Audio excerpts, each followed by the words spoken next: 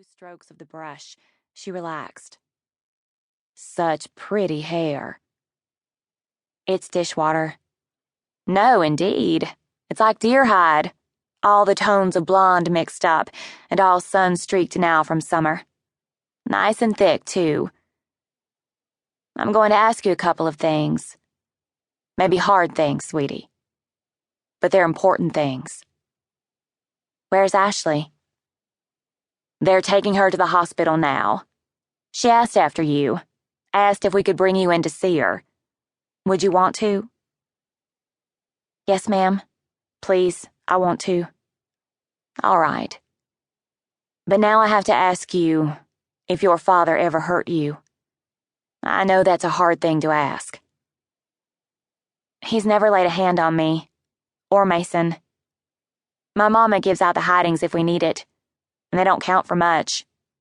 She doesn't have the heart for a real hiding, so we pretend, all three of us, because Daddy says, spare the rod, spoil the child.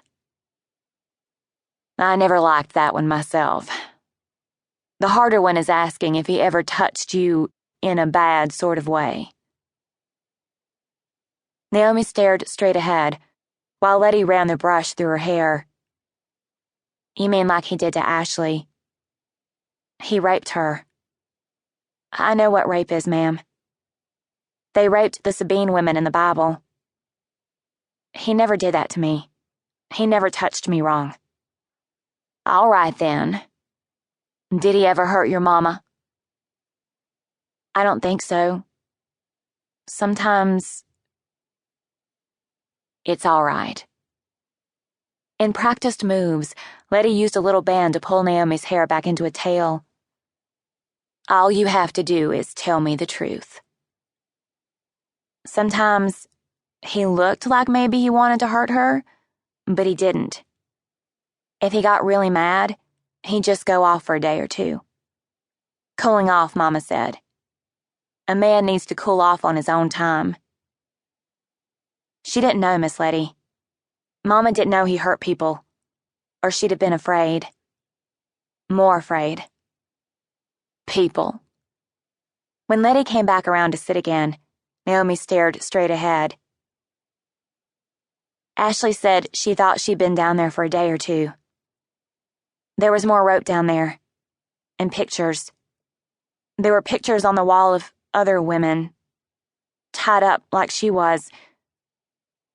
Worse than she was. I think some of them were dead. I think they were dead. I'm going to be sick. Letty tended to her, holding her hair back as she hugged the toilet, bathing her face with a cool cloth when she was done. She gave Naomi something minty to rinse out her mouth, brushed a kiss over her forehead. You've had enough. Maybe you want to rest a while. I can't go home, can I? Not right now. I'm sorry, honey. But I can take you to my house, and you can use the guest bed, try to sleep. Can I just stay here until Mama and Mason come? If that's what you want. How about I get you some toast? We see how that settles. You save that Snickers bar for later. Thank you. Letty rose. What you did, Naomi. It was right. And more, it was brave. I'm awful proud of you. I'm only going to be a couple minutes. How about some tea with honey to go with the toast? That'd be nice. Thank you. Alone, Naomi laid her head on the table, but she couldn't rest. She sipped at the Coke, but it was too sweet. She wanted water, just cold and clear. She thought of the water fountain, rose. She stepped outside the little room, started to call out, ask if it was all right. She saw the deputy hauling her father across the room toward a big metal door. His hands were in cuffs behind his back. A raw bruise bloomed on his right cheek.